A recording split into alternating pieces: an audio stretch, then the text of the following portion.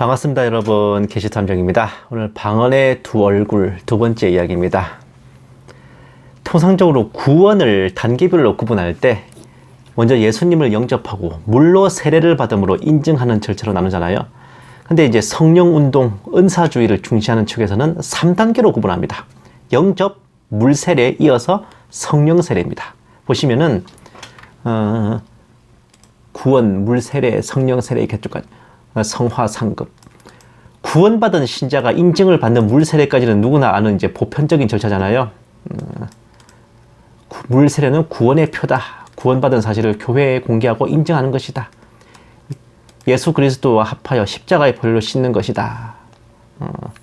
자, 다음 성령세례. 물세례가 사람이 주는 것이라면 성령세례는 하나님이 주는 것이다.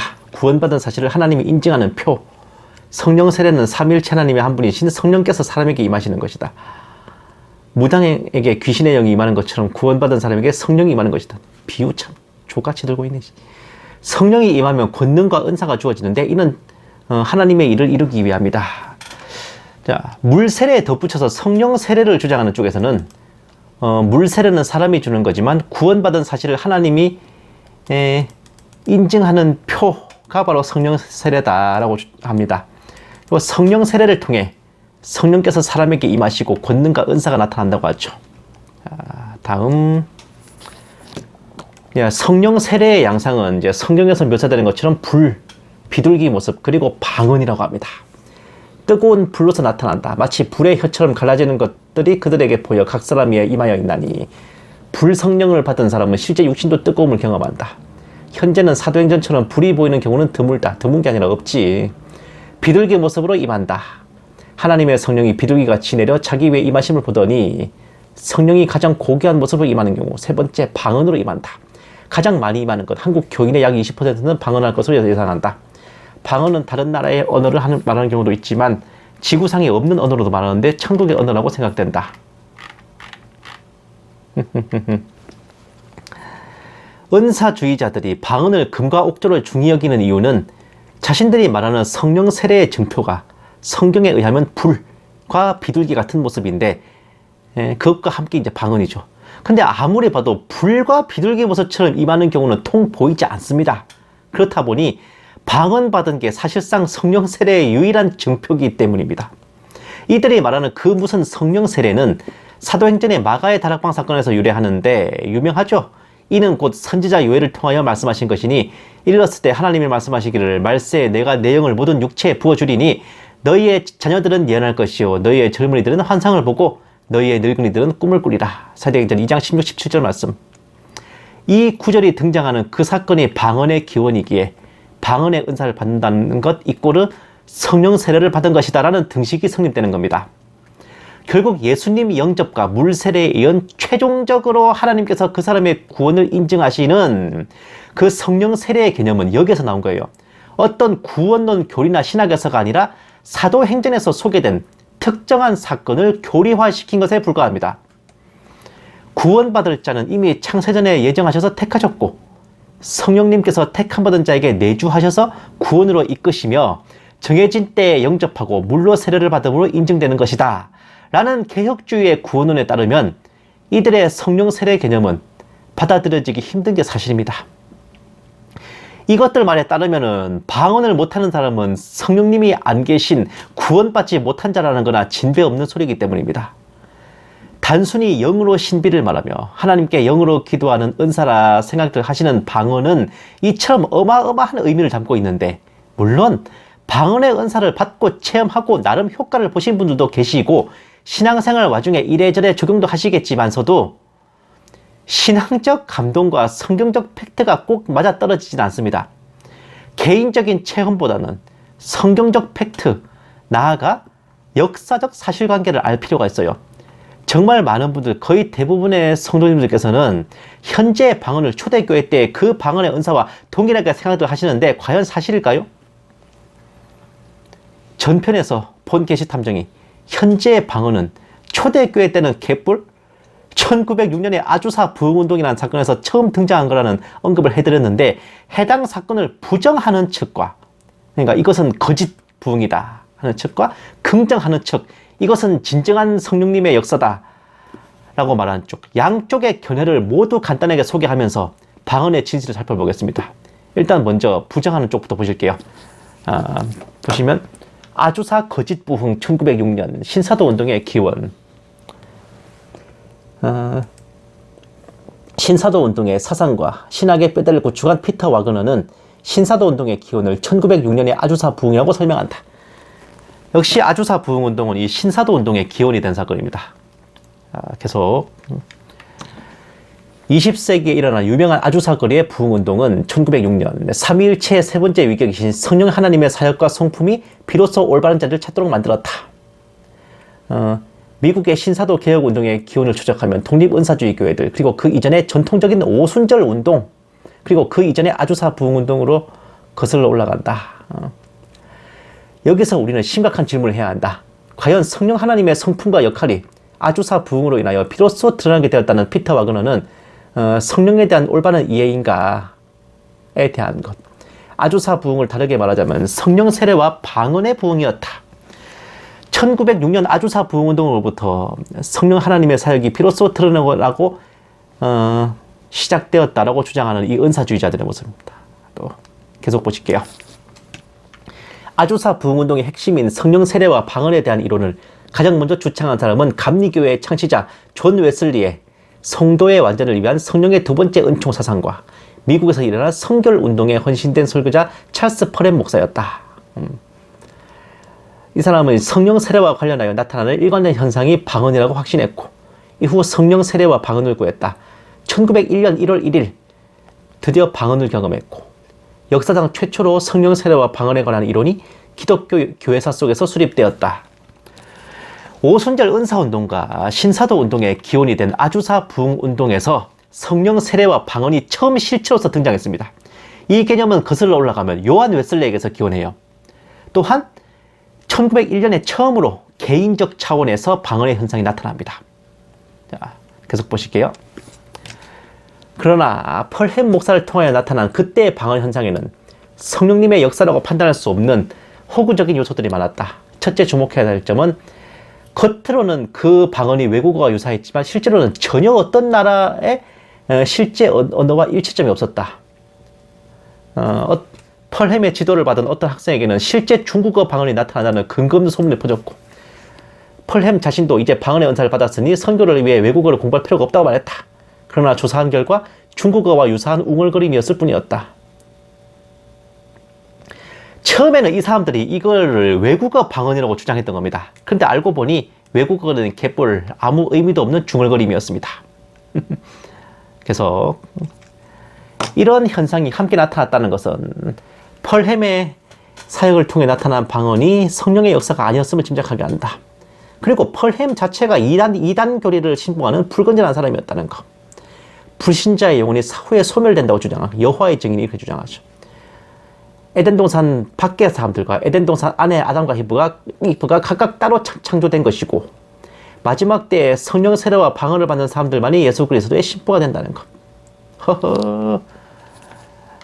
이 총체적으로 좀 문제가 있는 사람이었습니다. 이 최초의 방언 은사자는. 다음.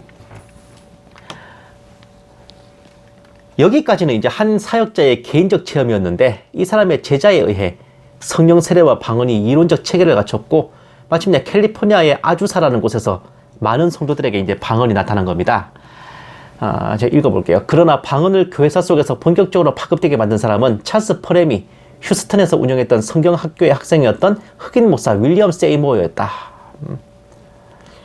찰스 퍼렘에게서 배운 대로 사도행전 2장 4절, 그들이 다 성령의 충만함을 받고 성령이 말하게 하심을 따라 다른 언어들로 말하기를 시작하니라를 기초로 하여 성령 세례와 방언에 대해 이론을 설교했다. 그곳이 바로 캘리포니아의 아주사였다. 아주사에서 기도 모임을 시작하자 참여하는 성도들에게 먼저 방언이 나타나고 1906년 4월 12일 드디어 세이모어 자신에게도 방언이 나타났다. 아주사 부흥은 이렇게 폭발했고, 이후 성령 세례와 그 보편적인 증거가 되는 방언에 대한 이론이 교회사에 본격적으로 등장했다. 다음. 이렇게 역사 속에서 등장하는 아주사 부흥운동이 왜 신사도 개혁운동의 기원이라고 피터 와그너는 주장하는 것일까? 방언으로 인해 일어난 일종의 해프닝. 아주사 부흥운동과 이후 등장한 오순절 성령운동을 경험한 모든 사람들이 다 그랬던 건 아니지만 일부에게서 극단적 현상. 아주사 부흥운동에서 나타난 성령 세례와 방언 현상을 사도행전 2장의 오순절 성령 강림과 외국어 방언과 비교함으로 발생한 커다란 오해였다. 방언이 지상의 교회에 나타난 종말론적인 표적이고 두 번째 오순절 시대의 상징, 교회가 이전과는 달리 마지막 시대 부흥의 단계로 진입했음을 보여주는 표적이라 생각했다. 사도행전 2장에서 성령 강림과 외국어 방언이 있고 난 후 놀라운 부흥이 일어났고 사도들을 통해 큰 권능이 나타난 것처럼 자신들을 통하여서도 큰 부흥의 시대가 도래할 것이고 온 세계에 복음이 증거되어 예수 그리스도가 재림하는 종말이 실현될 거라 기대했다. 이런 오해는 이런 찰스 포렘, 세이모 같은 사람들의 사역에서 나타난 방언과 사도행전 2장의 방언을 같은 차원에서 해석한 무지에서 비롯된 것이다. 이 사람들은 그 방언을 이제 사도행전 2장의 오순절 때 외국어 방언과 동일한 걸로 주장했고 그때 대부흥이 일어난 것처럼 자기들한테도 방언이 임했으니 그때처럼 대부흥이 일어날 것이다 라고 믿었던 겁니다. 은사주의자들, 순복음교회에서 큰믿음교회 이런 데서 입에 거품 물고 외치는 대부흥이라는 거 바로 여기에서 비롯된 겁니다. 뭔 성경적 근거가 있는 게 아니에요, 이게. 계속 아주사 부흥의 성령 세례와 방언이 교회의 최종적인 시대, 곧 종말이 다가옴을 보여주는 상징이라는 그들의 이해는 제2의 사도 시대가 개막되므로 기독교가 완전히 새로워지고 완성된다는 지금의 신사도 운동가들의 교설과 매우 유사한 내용이다. 그러므로 신사도 운동의 대표적인 신학자인 피터 와그너는 아주사 부흥 운동을 신사도 운동의 기원으로 볼 수밖에 없는 것이다. 가장 먼저 성령 세례와 방언에 대한 이론을 수립한 찰스 포렘이 1905년 텍사스주 휴스턴에서 거리를 행진하면서 사도적 기독교의 혁명을 선포했고 그 무렵에 사도적 믿음 운동을 전개하였다는 사실도 방언이 새로운 기독교 시대의 도래를 상징하는 것으로 오해되었다는 것을 보여주는 사례이다. 만약 이 사람이, 이 찰스 포렘이 1901년에 이런 거짓된 방언 현상을 경험한 적이 없다면 그에게서 사도적 혁명이라는 용어와 개념이 등장하지 않았을 것이다. 초대교회 때 이제 오순절 성령 강림, 방언, 사도시대 이렇게 이어진 것처럼 동일하게 아주사 부흥, 성령 강림, 방언, 신사도 시대로 이어진다는 게 그들의 주장입니다. 그 막을 연 증표가 바로 방언이며 오순절 순복음 운동 그리고 신사도 운동의 기원이 된 대사건이 1906년 아주사 부흥 운동입니다. 그러면 아주사 부흥 운동을 참 성령 운동으로 긍정하는 측의 주장도 잠시 살펴보겠습니다. 보세요. 아주사 스트리트 부흥 운동, 1906년에서 1909년까지의 아주사 스트리트 부흥 운동, 그 특성과 한국 대부흥 운동가의 비교, 아주사 부흥과 세계 선교. 세계 선교의 관점에서 아주사 부흥이 미친 영향은 지대했다. 우선 새로이 발견한 방언을 선교를 위한 도구로 인식했다. 와우. 다음은 성령의 은사를 강조함으로써 사도적 기사와 이적이 마지막 날에 회복될이라고 믿었다. 이 사람들도요, 현재 방언의 은사를 아주사 부흥 운동에서 새로이 발견한 방언이라고 인정합니다. 계속 끝으로 별다른 조직이 없는 아주사 선교를 통해 세계로 흩어지는 모본을 보여주었다. 흑백, 남녀, 목회자, 평신도 구별도 두지 않았다. 뉴욕의 바레트는 고향인 노르웨이로 돌아가 오순절 운동을 일으키고 전 유럽으로 확장했다. 이에 힘입어 오순절 선교는 성령론의 근거에 토착교회들을 설립하고 급성장했다. 이게 뭔 소리냐? 신사도 운동과 마찬가지로 오순절 운동의 기원이 되는 것도 인정합니다. 순복음 교회분들께는 참 유감스럽게도 오순절 운동과 신사도 운동은 같은 뿌리에서 나온 게 맞습니다. 굳이 따지자면 더불어민주당, 정의당 정도, 대순진리회와 증산도의 관계점 되겠네요. 또한 신사도 운동을 반대한다, 우리는 신사도가 아니다라고 하면서 아주사 부흥 운동을 인정한다면 이 새끼가 어디서 약을 팔아 라고 말해주면 돼. 말장난에 불과합니다. 계속 보실게요. 다만 한국의 대부흥에는 방언이 없었다는 점이 특이사항. 와우. 아주사 부흥 바로 다음 해에 있었던 1907년의 평양 대부흥은 성령 세례나 방언 계시 환상은 있지도 않았습니다. 성도들이 모여 성경 공부를 하던 사경회 중에 일어난 성령의 대역사였습니다. 한국교회에 방언을 비롯한 신비주의가 들어온 것은 평양 대부흥 이후 20년도 더 지난 1930년에 감리교회 목사 이용도에 의해서입니다. 또 감리교다. 자, 계속 보실게요. 신학적으로는 구원의 2단계설 대신 3단계설을 주장했는데 중간 단계인 성결을 평생에 걸쳐 지속하는 단계로 두는 것에 동의하는 편이다. 아주사 부흥운동에서는 방언을 3단계의 성경적 증거로 보고 사랑과 겸손을 강조했다. 그 결과 오순절 교회사는 세계 선교의 디아스포라 운동의 산역사가 되었다. 21세기 세속화로 치닫는 교회들 안에서 거대한 부흥운동이 일어나 죽어가는 영혼을 살림으로써 구원사를 이루는 대역사가 있기를 기도한다. 어쨌든 이쪽은 이제 이걸 인정하는 쪽이 하는 말이긴 한데, 결론은 뭐다? 방언의 은사, 성령 세례, 오순절, 순복음, 신사도 운동은 모두 1906년 아주사 부흥운동에서 비롯됐다는 겁니다. 우리가 아는 방언의 은사가 초대교회 때 그 방언이 아니라 무려 1800년이 지난 1906년에야 처음 등장했다는 사실 여러분들 알고 계셨습니까? 흔히 성령시대라고 하는 것 또한 오순절 마가의 다락방에 성령님께서 강림하신 후부터 성령시대라고 칭하는 게 아니라 1906년 아주사 부흥운동을 기점으로 그때부터 성령시대라고 칭한 것이고, 성령세례라는 개념도 방언을 받아야만 성령을 받은 것이고 구원을 받은 것이다 라는 개념, 이것도 그때부터 확립돼서 교리화된 겁니다. 물론 이 모든 것을 거슬러 올라가면 최종적으로는 감리교, 성결교회의 창시자인 요한 웨슬레로 귀결됩니다. 장로교회를 제외하고 개신교회 나머지 7대 교파의 거두가 되는 요한 웨슬레로 귀결돼요. 방언의 은사를 초대교회 때 그 방언의 은사라 생각하시는 분들께는 참으로 유감스럽게도 1906년 아주사 부흥 때 방언의 은사가 처음 나타났을 때 그때도 그들은 그것을 외국어 방언이라 주장했습니다.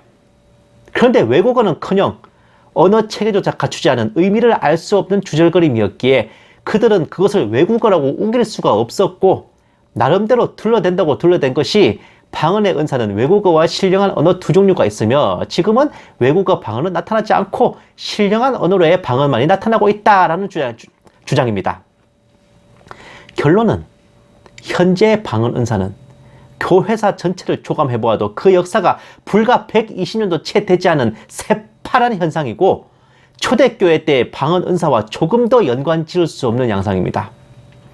그럼에도 불구하고 초대교회 때도 방언이 외국어이면서 동시에 하나님과만 대화를 나눌 수 있는 신령한 언어이지 않았냐라고 하시는 분들이 정말 많으신데, 여기에 대해서는 다음 편에 이어가겠습니다. To be continue. 감사합니다. 계시탐정이었습니다.